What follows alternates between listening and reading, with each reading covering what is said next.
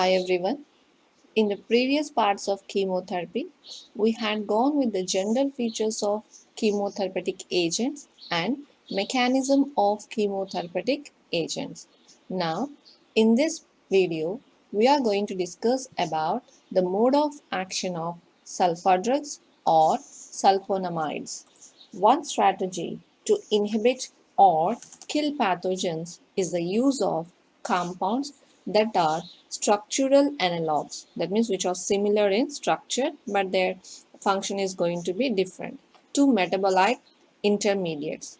These analogs compete with metabolites in metabolic process because of their similarity, but they cannot function normally in cellular function. Thus, our chemotherapeutic agents disrupt that particular metabolic process or pathway that occurs in the microorganisms.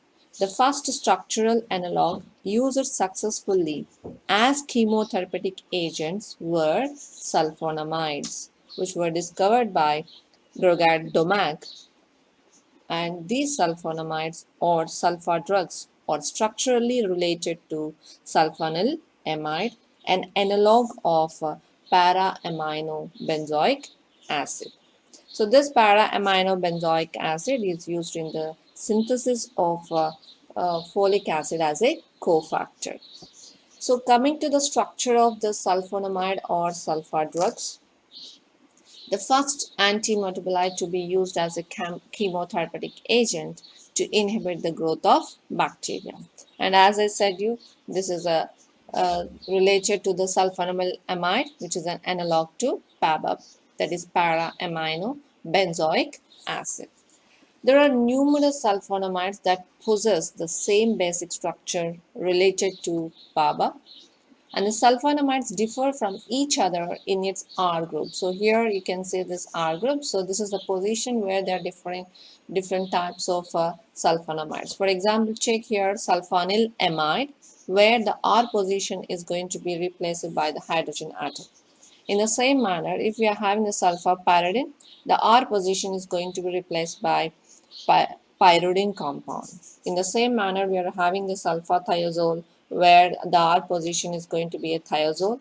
And in the same manner, if we are going to take the sulfur diazine, where the R position is going to be of a pyrimidine. So like this R position is going to differ from one sulfur drug to the other. Okay, then moving to the mode of action. The mode of action of sulfonamides is the inhibition of tetrahydrofolic acid synthesis. This tetrahydrofolic acid synthesis is very much important, or it is the particular coenzyme which is going to act as a precursor for the synthesis of many nucleotides or some sort of amino acid synthesis, thymidine synthesis, all these things. Okay, so this PABA is structural part of tetrahydrofolic acid, that is THFA. The selective action of sulfonamides is explained by the fact that the PABA molecule and the sulfonamide molecule are so similar. So here you can see they are so similar in the structure that the sulfonamide may enter the reaction, so this reaction, in place of the PABA. So if it is going to be replaced by sulfonamide, and thus it blocks the synthesis of an essential cellular constituent, which is in the case of THAF. The cellular function of this THAF coenzyme includes, as I said, amino acid synthesis, thymidine synthesis, etc. So once you are going to have the lack of this one, so obviously what happens? They disrupt the normal cellular activity. So that's how these sulfonamides will inhibit the growth of those cells which synthesize their THFA from PABA, and will not that means these sulfonamides will not interfere the growth of other cells, like for example take the mammalian cells which require the vitamin but they cannot synthesize this vitamin folic acid. So that's how these sulfonamides is not going to have any effect on the host cells, especially on our cells. So this accounts for the selective antimicrobial action of sulfonamides and makes them useful in the treatment of many infections or infectious diseases. So once again, have a glance of this. This is a sulfonamide structure and this is a PABA structure. So if you observe, these are going to be of very similar in structure except this ring. Okay. So now these two are going to have a competitive inhibition. That means this is going to be replaced by PABA. Once it enters an enzyme, and binds to it. So obviously what happens? It is not going to give rise to the tetrahydrofluoric acid. That means it is going to block it there itself. If that is the case with another thing that is going to be trimethoprim, here it will not bind but it will allow. But the last stage of tetrahydrofluoric acid is going to be stopped from the synthesis. So that's the only difference. So different stages, these are going to have the different effects.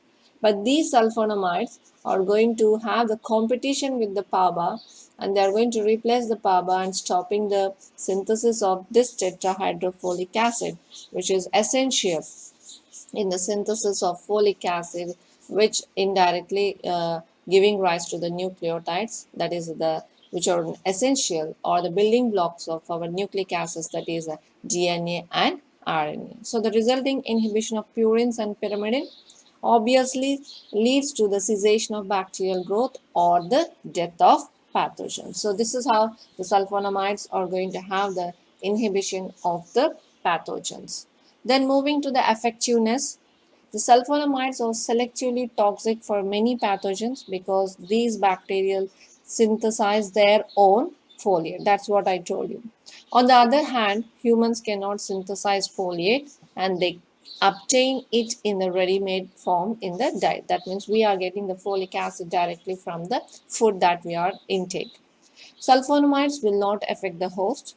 The selective antimicrobial action of these sulfonamides make them useful in the treatment of many infectious diseases. So here you can see the metabolic pathway.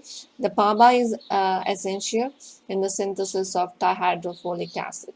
So these are the enzymes that are going to take place involved in the metabolic pathway. So here the sulfonamides are involved in blocking at the initial step of the enzyme only, and the trimethylene metoprolol is involved in stopping the next stage. That means they will allow the synthesis of dihydrofolic acid, but they won't allow the synthesis of tetrahydrofolic acid.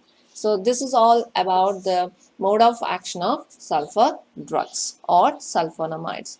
Now here is a terminology of chemotherapy. Just I want to make you a note of it, which is important, which I already told you in the previous part, but just have a glance of all those things. So chemotherapeutic drug, any chemical used in the treatment or relief or prophylaxis, that is preventive measure of a disease, is going to be called as a chemotherapeutic drug. Then what is a prophylaxis? Use of a drug to prevent imminent infection of a person at risk is called as prophylaxis. Then antimicrobial chemotherapy, the use of chemotherapeutic drugs to control infection, obviously called as antimicrobial chemotherapy. Then antimicrobics, all inclusive term for any antimicrobial drug is going to be considered as antimicrobics. Then antibiotics, substances produced by the natural metabolic process of some microorganism that can inhibit or destroy other microorganisms. That means, for example, take penicillin. Penicillin is going to be produced by the Penicillium notatum and it's a fungi and it is going to act again as a bacteria, isn't it? So that's how produced by one microorganism and can inhibit or destroy other microorganisms is going to be termed as antibiotics. Then semi-synthetic drugs, the drugs which are chemically modified in the laboratory after being isolated from natural sources. Synthetic, the use of chemical reactions to synthesize antimicrobial compounds in the laboratory is going to be called as synthetic. Purely they are going to be synthesized.